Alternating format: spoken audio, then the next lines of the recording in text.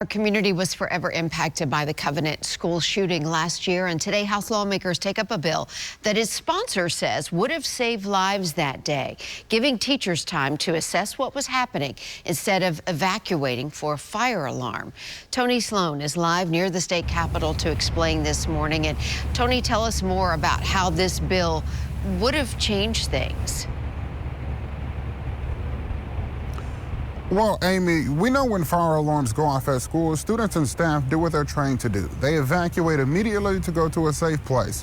But if you remember, fire alarms went off during the Covenant shooting.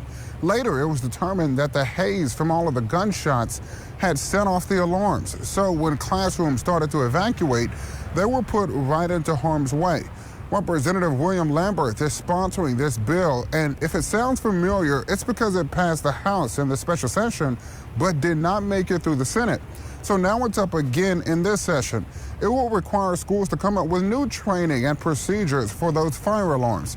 Those in support of the bill say no child has died in a school fire in decades, but children continue to be shot and killed in schools. A Covenant's parent spoke with lawmakers on behalf of Erin Kinney, who lost her son in last year's shooting.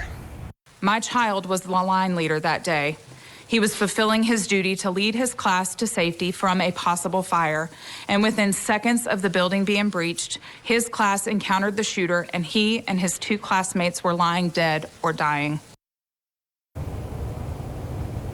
You can only imagine what that parent is constantly going through. But Lambert said had the students and teachers known that there was a shooter in the building, they would not have attempted to evacuate. They would have locked down. So lawmakers behind this bill say new procedures are critical.